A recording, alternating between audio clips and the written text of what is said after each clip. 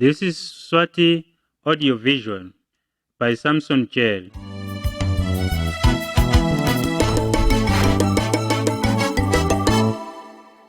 Sanibonani. Ingabe ninayo incwadi yemfanekiso phambi kwenu? Ingabe senilungele? Sale sicala. Khumbula uma uva inkwele bese uvula ikhasi lelilandzelako kule ncwadi yemfanekiso. Manje asesilalele ngokucaphelisisa sisabuka le ncwadi yemfanekiso.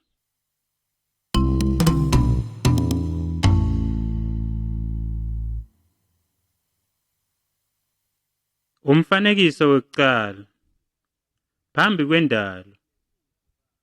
Ekuqaleni bekude bantu, tilwane, lwandle, tihlahla, lilanga nobe letinye tinto. Bekumnyama, kungakahlelembiseki, kubhicene. Ngaleso sikhathi uNkulunkulu kuphela lobekhona. uNkulunkulu wakhuluma. Nako konke lokukhona eveni kwentiwa nguye. Njengaloku nje, lilanga, inyanga, sibhakabhaka kanye nemhlaba. Utakuva ithoni.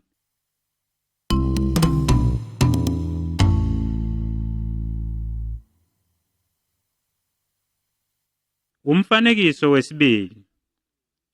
uNkulunkulu uyakhuluma. Le ncwadi lekulomfanekiso liBhayibheli. uNkulunkulu ukhulumisana nathi ngeliBhayibheli.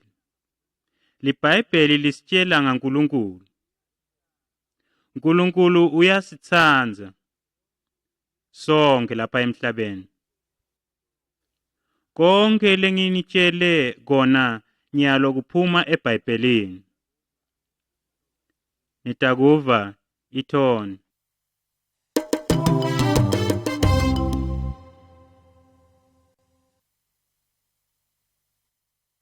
Umfanekiso wesithathu. uNkulunkulu wenta tonke tinhlobo tetihlahla kanye netilwane. Konke lakwenta uNkulunkulu kwaba kuhle kakhulu. uNkulunkulu wase futhi udala umuntu. uNkulunkulu wamenta umuntu ukuthi abuse konke lokhu lokunye lokudalile.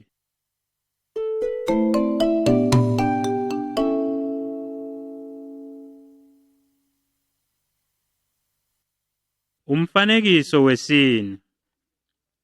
uAdam na Eva.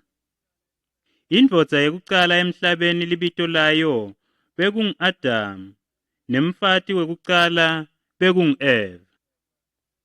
Bo-Adam na Eva babehlala ngokuthokoda ensimini yase-Eden. Le nsimi beyinetihlahla letinyenti. uNkulunkulu wathi kubo, ningatidla tonke titselo letisensimini, ngaphandle kwesitselo lesisekhatsi ensimini. uNkulunkulu wabatshela kutsi batakujeziswa nangabe bake badla sitselo lesisekhatsi ensimini. Bo-Adam na Eva basidla lesihlahla labetsite uNkulunkulu bangasidli. Beca umyalo waNkulunkulu bangete bamlalela. Benta sono kuNkulunkulu. Siyababona bo-Adam na Eva sebakhishelwe ngaphandle kwensimi yase-Eden. Benta sono. Ngakho-ke uNkulunkulu wabajezisa. Kusukela ngaleso sikhathi bonke abantu baqala kuva buhlungu, kugula kanye nekufa. uNkulunkulu wabathembisa umsindzisi lobetawususa tono tabo. Dalalela ithoni.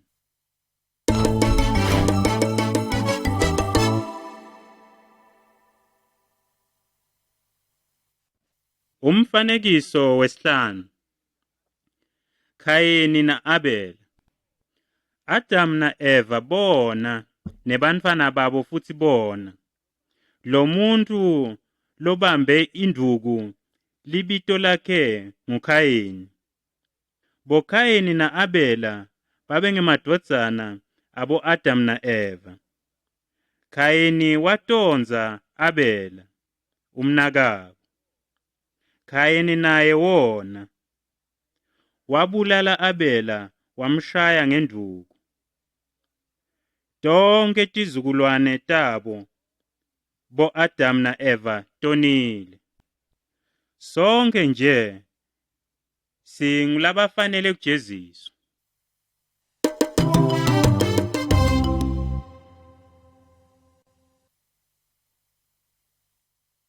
Umfanekiso wesithupha. Umkhumbi waNowa. Tizukulwane ta-Adamu tachubeka tenta tintfo letimbi. Kwatsingeka kutsi uNkulunkulu atijezise. Bekatakuti bhubhisa ngemanti azamcolo. Kodwa kwaba khona indvodza yinye leyamlalela uNkulunkulu. Libito layo lendvodza nguNowa. uNkulunkulu watshela Nowa kutsi akakhe umkhumbi kute asinze engotini yazamcolo. Nowa wamlalela uNkulunkulu wawakha umkhumbi. Kwatsi-ke Nowa sacedzile kwakha umkhumbi, yena nendlu yakhe bangena emkhunjini. Nowa wabamema nalabanye bantu kube bangene emkhunjini, kodwa abazange bavume ngobe bebakholwa kutsi uNkulunkulu ngeke ababhubhise.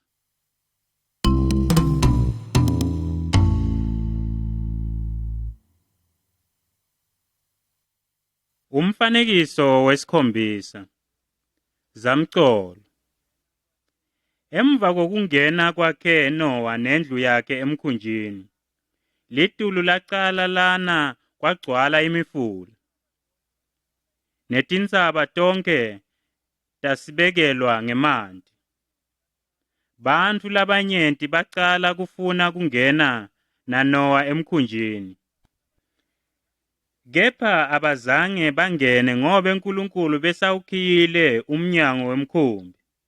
Bonke-ke bantfu laba bengaphandle kwemkhumbi bacwila emantini ngobe abakholwanga nguNkulunkulu. Nowa nendlu yakhe basinza ngobe Nowa wakholwa nguloku uNkulunkulu lakushilo. Wamlalela futhi.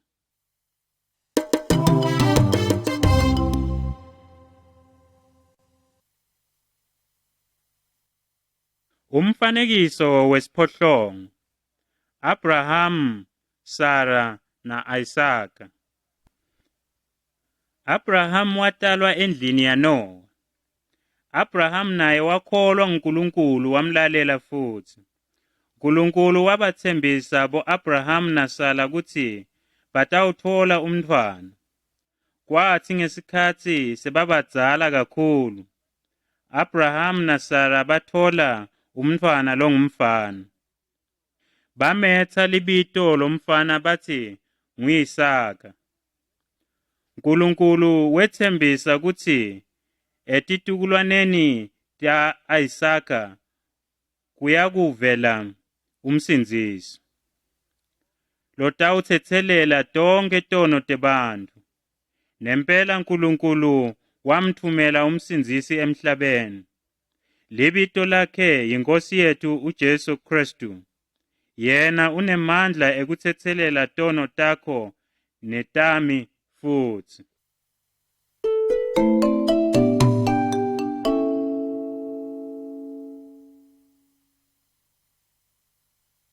Umfanekiso wesishiyagalolunye. Mosi nemiyalo waNkulunkulu. Mosi naye watalwa endlini ya Abraham na Isaka. Mosi wakholwa nguNkulunkulu. uNkulunkulu wamtshela Mosi kutsi enyuke aye entsabeni. Lapho uNkulunkulu wamnika Mosi imiyalo yakhe. Kulomfanekiso siyambona Mose ehlela phansi asaphuma entsabeni nemiyalo yaNkulunkulu. uNkulunkulu ufuna wonke umuntu alalele umyalo wakhe.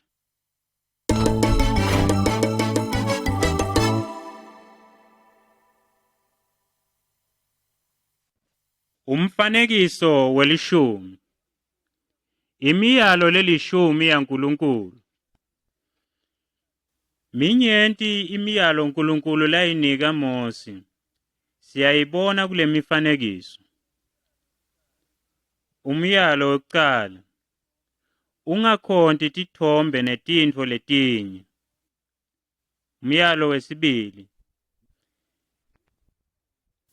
Linye lilanga evikini ungasebenti ngalo. Ukhonte uNkulunkulu kuphela. Umyalo wesithathu. Bantfwana bafanele kulalela abatali babo. Ungacali emanga. Umyalo wesine. Ungabulali lomunye umuntu. Umyalo wesihlanu. Ungafisi umfati walomunye umuntu ngaphandle kwewakho. Umyalo wesithupha. Ungebi. Ungafisi tintfo talabanye bantfu.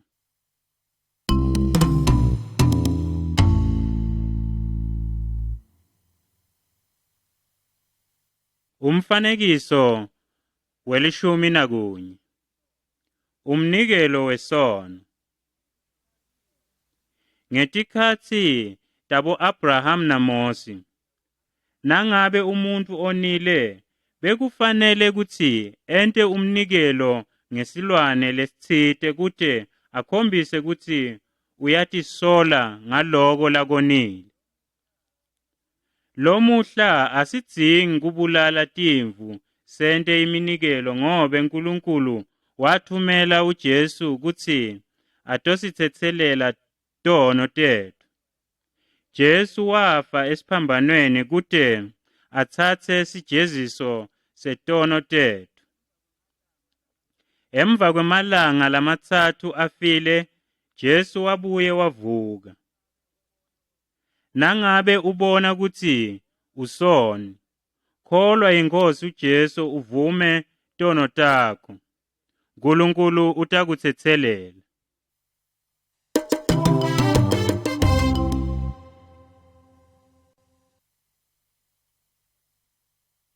Umfanekiso welishumi nakubili.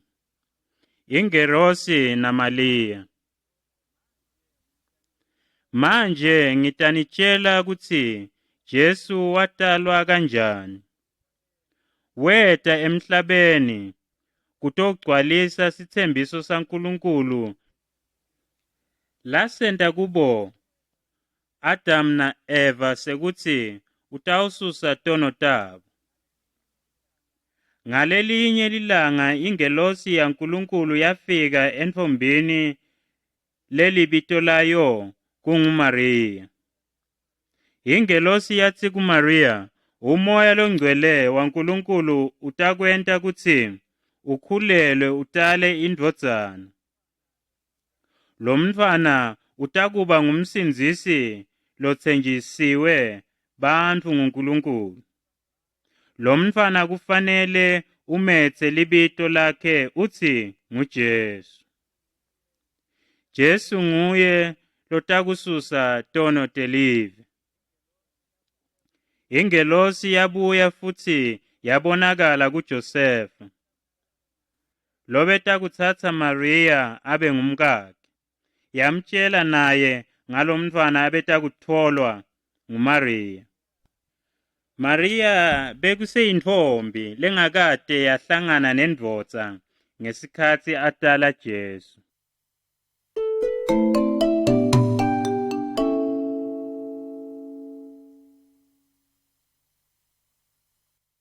Umfanekiso welishumi nakutsatfu. Kutalwa kwaJesu. Buka emfanekisweni wekucala. Mariya sewuthole umntfwana longumfana. Buka emfanekisweni wesibili. Ngalobu busuku ingelosi yabonakala kubelusi. Ingelosi yathi kubo, ngalobu busuku umsinzisi lo wethenjiswa nguNkulunkulu utelwe. Libito lakhe nguJesu.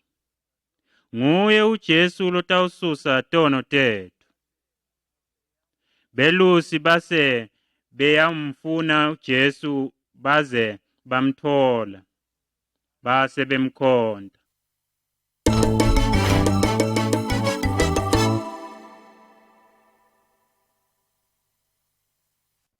Umfanekiso welishumi nakune. Jesu ungumuntu. Kulo mfanekiso siyambona Jesu esemncane. Jesu asanelishumi leminyaka neminyaka lemibili waqala kukhuluma ngaNkulunkulu nebaholi betenkolo. Wakwenta lokhu Jesu ngobe abe indvodzana yaNkulunkulu. Emva kweminyaka leminengi wafundzisa abantu labanyenti. Kwakukhona abantu labanengi labangakholwanga. Kwabakhona nalabanengi labatsandza kukholwa nguJesu. Kodwa uNkulunkulu wathi ngaJesu, lo Jesu empeleni uyindvodzana yakhe. uNkulunkulu utsandza kube simlalele Jesu.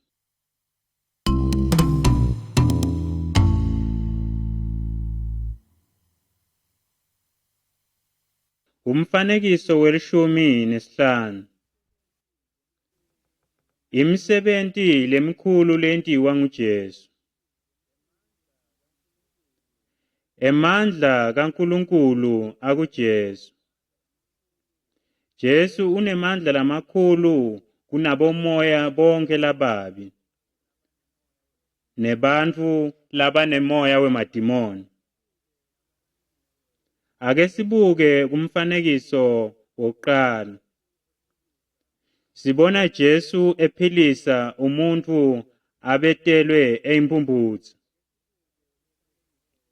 Ake sibuke umfanekiso wesibili. Jesu uvusa intombatana leyayifile. Ake sibuke umfanekiso wesithathu. Simbona Jesu ehamba etikwemanti. Siyambona Jesu ukuthi unemandla okwenta noma ngayini ngobe abe indvodzana kaNkulunkulu. Jesu wayenebalandzeli labanyenti labambona futhi bamuva ekhuluma.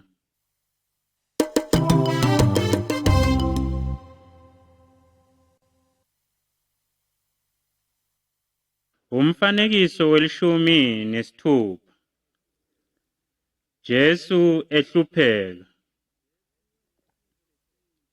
Jesu wenta tintfo letinhle sonke isikhatsi. Akazange one.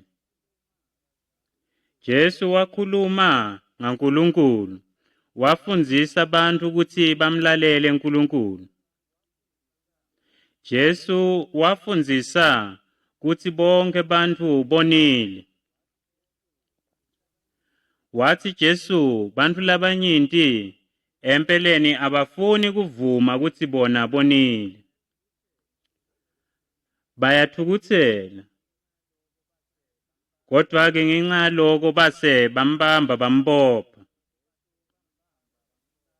Jesu bambamba bamshaya, bamkhafulela, badlala ngaye.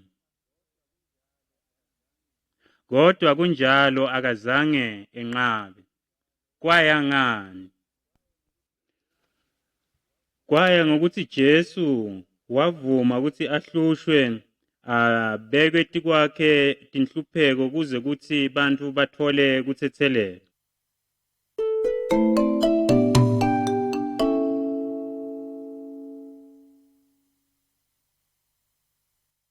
Umfanekiso welishumi nesikhombisa.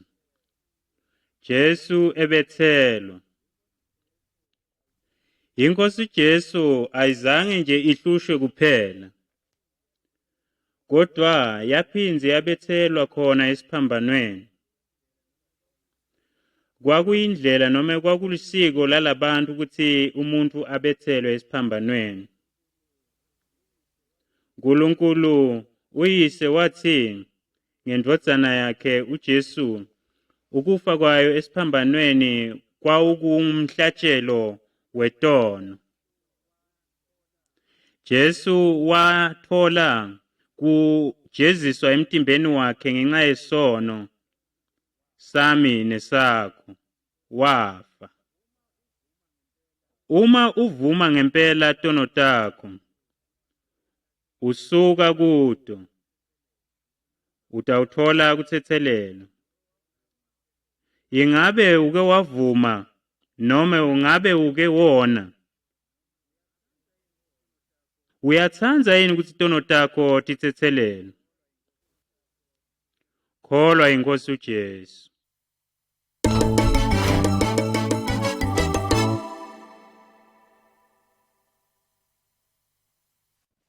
Umfanekiso welishumi nesiphohlongo.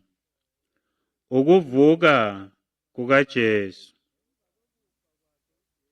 Emva kwekufa kwakhe uJesu esiphambanweni, bangani bakhe noma bahlobo bakhe bawuthatha umtimba wakhe bawumbela ethuneni. Umnyango welithuna wawuvalekile, uvalwe ngelitshe lelikhulu. Emva kwetinsuku letintathu, Maria nebahlobo bakhe beta ethuneni. Kodwa abazange bamthole uJesu khona. Bathola ingilosi kuphela. Ingilosi yathi, Jesu uvukile kulabafile, akekho ethuneni. Yase inyamalala lengilosi. Jesu uyaphila namuhla, futhi ufuna kube simuve nokuthi sithandaze kuye.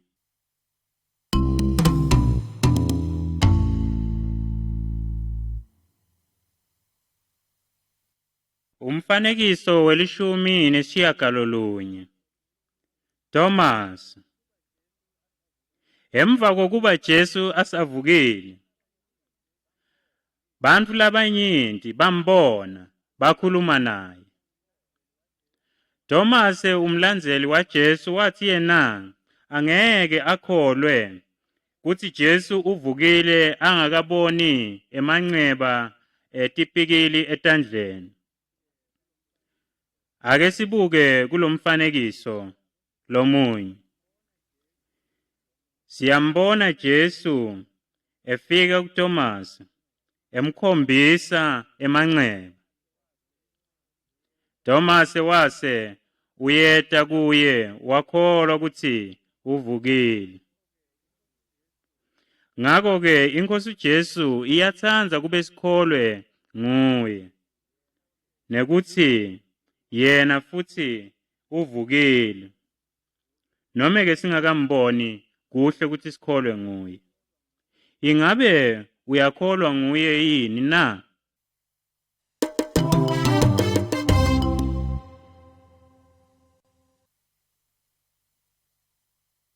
Umfanekiso wamashumi lamabili. Ukwenyuka kukaJesu. Emva kwetinsuku letingemashumi lamane avukile, wathatha abahlobo bakhe waya nabo entsabeni. Wathi kubo, manje ngiyahamba ngiya ezulwini. Emva kwekuhamba kwami, hambani nitshele bantu ukuthi ngafa, ngafela tono tabo. Wonke umuntu longilalelako uyakuthola kuthethelelwa kwetono. Futhi ngasemuva uyakuhlala nami ezulwini. Wase uyenyuka bembona. Emuva kwesikhashana ingilosi letimbili tathi kubahlobo bakhe, ngalelinye ilanga yena lo Jesu utakubuya athathe labakholwako ayohlala nabo. Ngiko lokho tingelosi letakusho tase tiyanyamalala.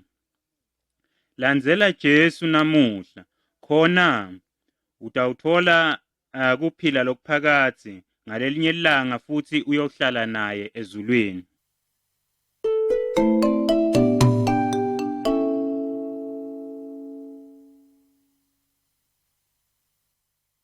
Umfanekiso wamashumi lamabili nakunye. Isiphambano. Siphambano sisikhumbuta ngekufa kweNkosi yethu Jesu Kristu. Inkosi uJesu ayitange yone kodwa yatsatsa sijeziso sethu sesono. Wakwenta lokho ngesikhathi ehlushwa futhi wate wafa esiphambanweni. Emva kwekufa kwakhe waphindze waphila nome wavuka. Manje ulungele kusita labamlalelako. Uma sivuma tono tethu futhi sikholwa nguye, sijeziso sethu siyasuswa, siyakuba naye ezulwini.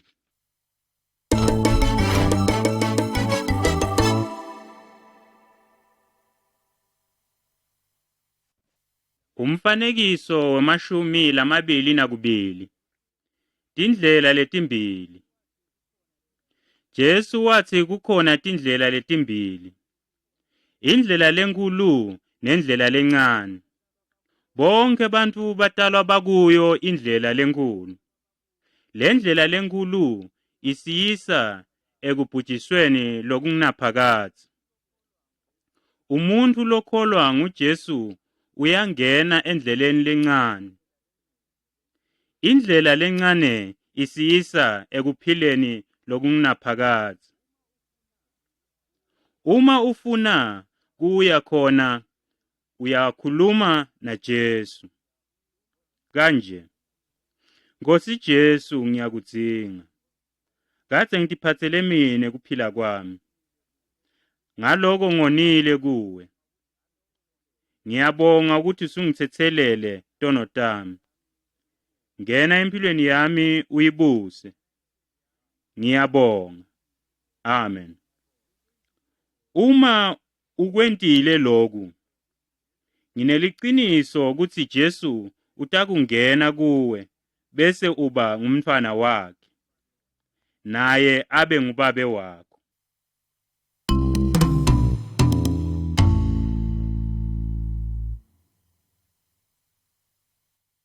Umfanekiso wamashumi lamabili nakutsatfu.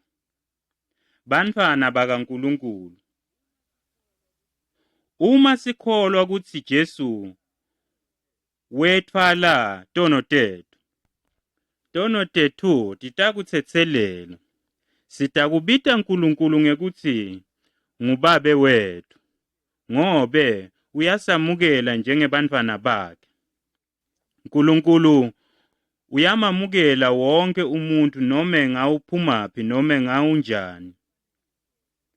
Kulomfanekiso sibona emukela bonke bantfu labakholwa nguye.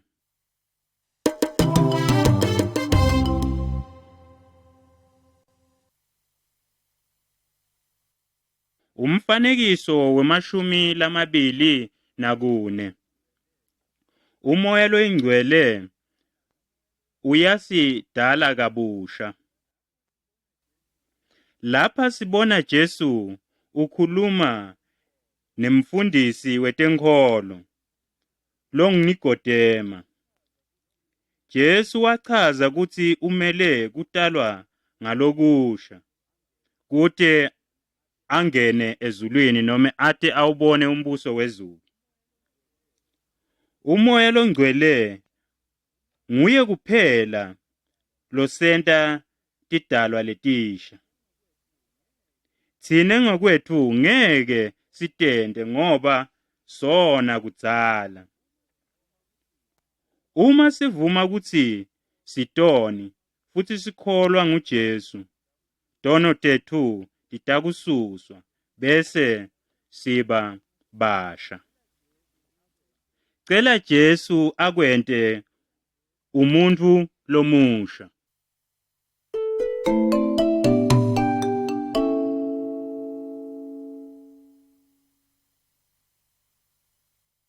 Umfanekiso wama-25 kuta kukaMoya loNgcwele. Emva kwekufa kwakhe Jesu esiphambanweni, waphindze waphila, wase uyahamba uya ezulwini. Emva kwaloko bangane bakhe babuthana ndzawonye base bayathandaza. Ngekuphathima kweliso uMoya loNgcwele wehlela kumunye ngamunye, wabapha amandla okubasita ekutheni Jesu uyinkosi. Umoya loNgcwele ungumsiti wabo. Umoya loNgcwele uyabasita ukuthi balivisise livi laNkulunkulu nokuthi bente lokuthandzekako kuNkulunkulu. Bazalwane, abadzingi kusitwa imimoya lengatiwe. Uma usewumemukele Jesu njengenkosi nemsindisi wakho, khona-ke uNkulunkulu sewukuphile uMoya loNgcwele ukukusita.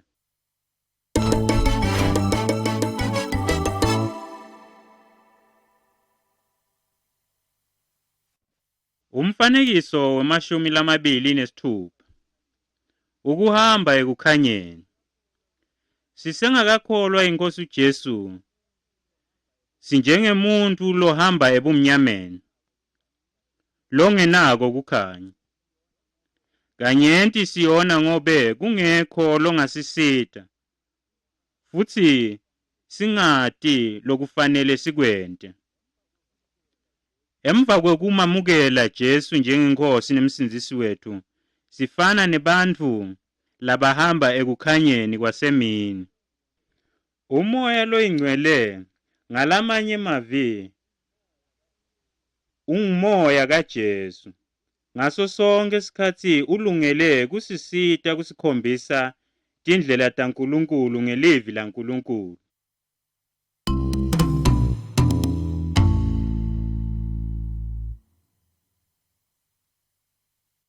Umfanekiso wama-27 kulalela livi laNkulunkulu. Umzalwane uyalilalela livi lenkosi ngoba egcwele kubonga uNkulunkulu ngokumthethelela tono takhe.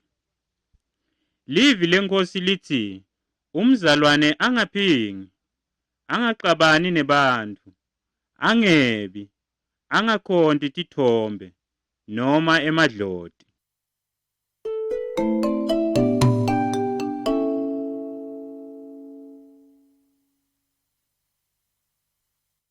Umfanekiso wama-28 ikhaya labazalwane. Ikhaya lemzalwane kumele liphile ngokwentsandvo yaNkulunkulu. Indvodza lengumzalwane imele kutsandza umkayo. Nenkosikati lengumzalwane kumele ihloniphe indvodza yayo. Indvodza nemkayo bayasitana. Bafanele kuphatsa kahle bantfwana babo, babafundzise ngaJesu.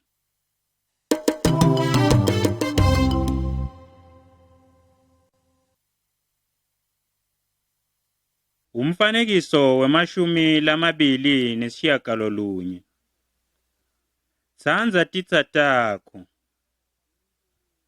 Nkulunkulu uyamyala futhi uyamsita umntfwana wakhe kutsandza bonke bantfu kanye netitsa takhe.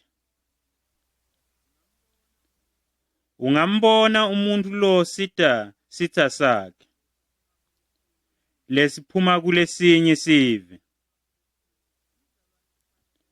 Umzalwane kufanele ente lokuhle kubo bonke bantu, ngisho nakubantu labamphethe kabi.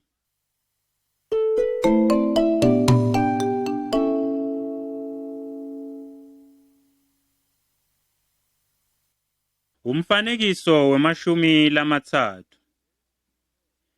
Jesu uyinkosi lenemandla onke. Kulesithombe ungababona labantu labashisa tithombe netithixo tabo. Umzalwane ubekiwe kuthi akhonte futhi acele lusito kuNkulunkulu ngeligama laJesu. Jesu unemandla lamakhulu kakhulu kunetinyanga, nome tithombe, nome tithixo, nome emadloti.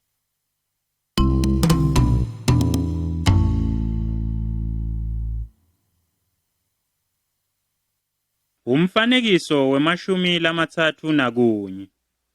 Kucosha bomoya lababi, kukhipha emadimoni. Lapha sibona umuntu longenwe ngemadimoni. Udzabula tonke tindophi nemaketama. Ngemandla lamakhulu emadimoni ekhatsi kuye. Lo muntu waphiliswa nguJesu. Emadimoni akhishwa ngengani kulomuntu, ngobe Jesu enamandla lamakhulu kakhulu kunalawo onke emadimoni. Emadimoni kanye naSathane kuyamesaba Jesu. Ungabowakhonta emadimoni.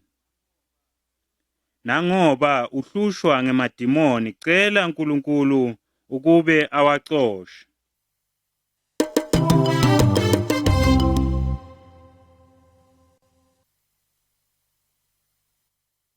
Umfanekiso we-32.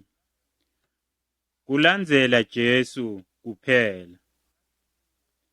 Sathane ufuna emakholwa abe loku acabanga ngemali nangetintfo letinye. Ufuna emakholwa ukuthi akhohlwe nguNkulunkulu. Kodwa Jesu wethembisa ukuthi utatinakekela tonke tidzingo temakholwa.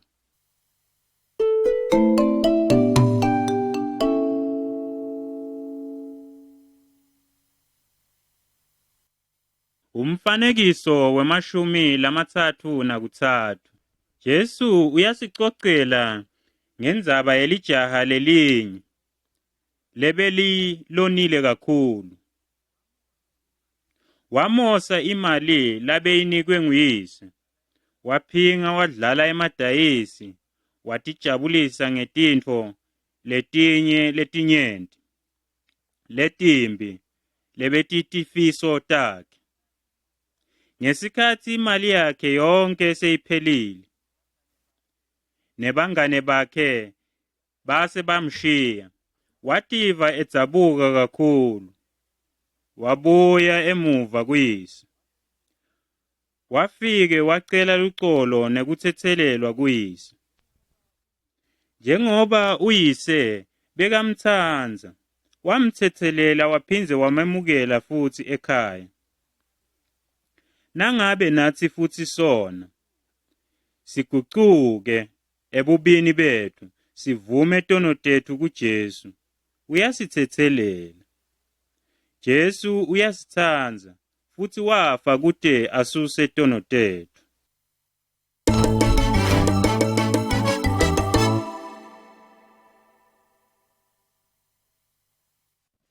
Umfanekiso we-34.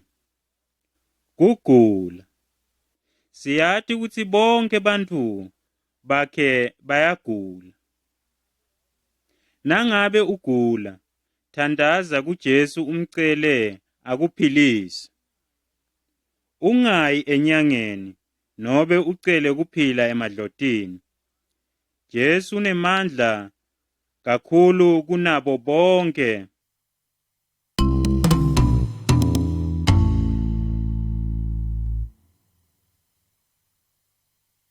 Umfanekiso wama-35 kufa. Nangabe likholwa lifa, umtimba walo ufakwa ethuneni, kodwa umphefumulo walo uya ezulwini. Ngobe tono talo setathethelelwa iNkosi uJesu. Nangabe-ke futhi kufa umuntu longakakholwa nguJesu, naye umtimba wakhe ufakwa ethuneni, kodwa umphefumulo wakhe uya ekujezisweni esihogweni ngobe tono takhe atikathethelelwa. Nangabe wena ufa utawuyaphi? Nangabe Jesu sakakwentile sidalwa lesisha, asusile tono takho, awudzingi kwesaba kufa.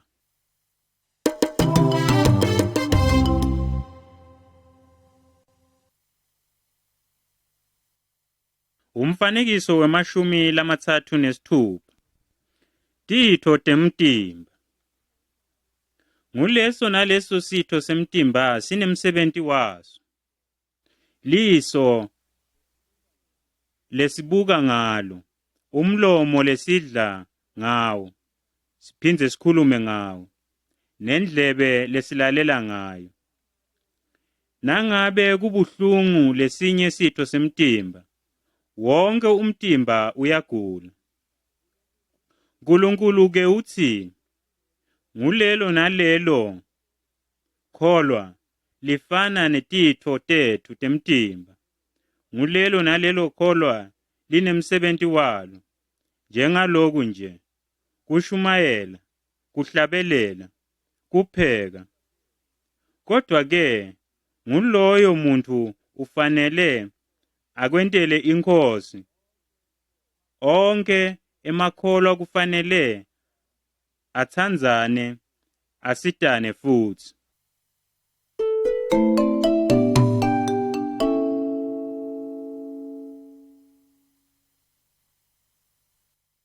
Umfanekiso wama-37 kuhlangana. Nkulunkulu ufundzisa kutsi kuhle futhi emakholwa ahlangane akhonte Nkulunkulu, athandaze, ahlabelele. Kufanele kube nesikhatsi sekuhlephulelana tifundziso eveni laNkulunkulu.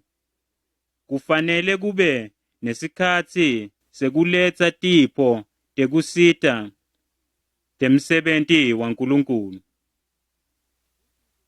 Futsi Nkulunkulu usiyalile kutsi sikhumbule kufa kweNkosi yethu Jesu Kristu ize ibuye.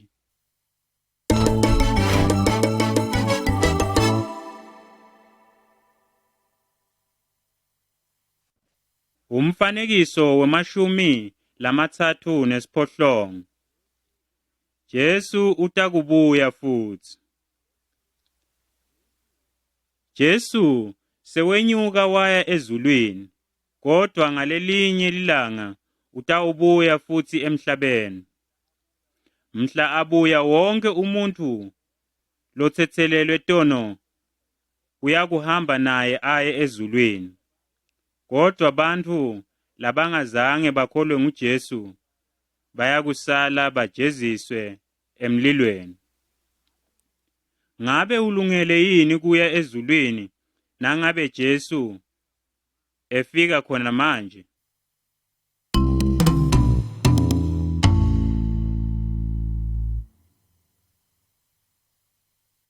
Umfanekiso wama-39 kutsela titselo. Etihlahleni tetitselo siyaye sibheke titselo. IBhayibheli lithi ligatsha lelingatseli titselo liyancunywa lilahlwe emlilweni lishe. Jesu-ke naye ubhekile titselo empilweni yelikholo.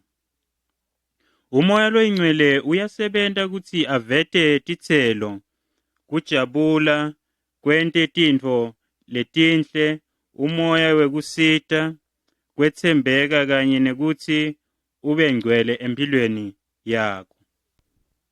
Umuntu lokholwa nguJesu angaphila ngcono nyalo kunengesikhathi asengakabi likholo.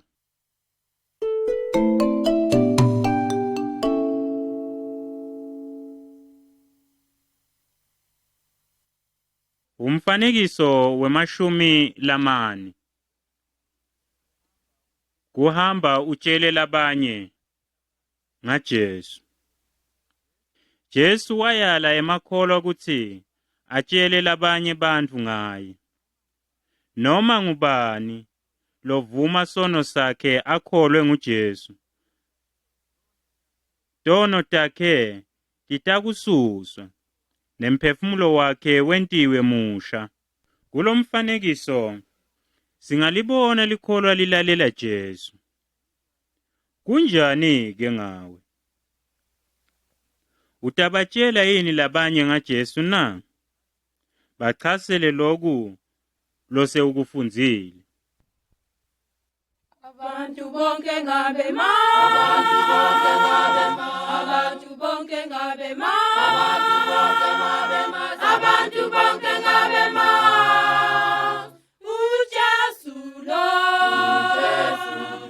uJesu lo, uyindebe yazikoti, inkanyezi yokuso.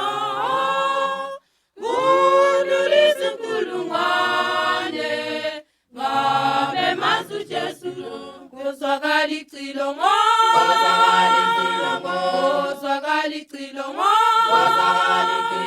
ozwakala icilongo, ngentokomo,